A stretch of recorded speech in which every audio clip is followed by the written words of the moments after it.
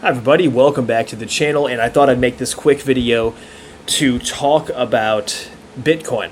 Now, this is going to be for investors who have a higher risk tolerance and who can handle volatility. The reason is because we are dealing with an asset, as you can see from the chart, that is highly volatile, and if you can see even back to 2017 on this chart, you'll see that it went from just over 1,000 all the way to 20,000 and then sold off to 3,000. And this is when in 2019 I was able to buy it under 5,000, and then it went back up over 10,000, so I sold. But if I would have held on, right, it went all the way up to 60,000. So although I did make some money back here, it's one of those things where it seems like every 4 years. So specifically in 2013, I remember when I was in high school, actually, this thing was doing the same thing. So it went from like $100 all the way to 1,000, and it happened in 2013. So now we're looking at 2017 right here in terms of this 4-year cycle, peaking off at 20,000 and then coming back down to under 3,000. So basically an 80% collapse from the peak.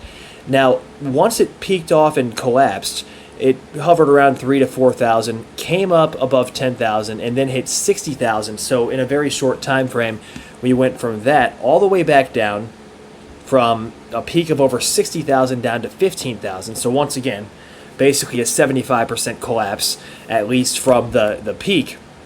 And we came back down to 16,000. Now we're trading back up to those highs.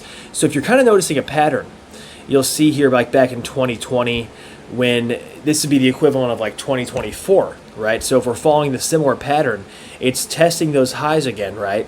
And then what's happening is, as we get closer to the end of the year, things start to heat up, right? And so we kind of have a similar pattern if we assume that 2025 would then be the equivalent of 2013, 2017, when they peaked off near the end of those years, 2021, and then 2025. Okay, so those are the 4-year cycles we're looking at.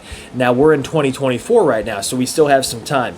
But I would expect, as we get closer to the end of this year, that we're probably going to see all-time highs, or keep on going with the all-time highs, I should say. Because if you notice from the chart, we're pretty much hovering around 70,000. In fact, I think we touched 70,000 earlier for Bitcoin, which that was on what, Monday? So May 20th, all the way down to 69,000 here. Not much of a change, but roughly $700 within a very short period. So I guess that is kind of a pretty big change, from 71,000 down on May 20th to May 23rd, which is going to be 69,000. So we have basically a 2,000 point move in the price of Bitcoin to the downside, but this is after it came up from 66,000 on May 19th. So that's just over the last 5 days. Now, over the last month, we have from 66,000 all the way up to 71,400. So we're starting to hit those higher highs. If this continues, I would not be surprised to see 100,000, 150,000. And then I would say by the end of this year, and into next year especially, 250,000 is reasonable for the price of Bitcoin. Now, that might sound crazy now.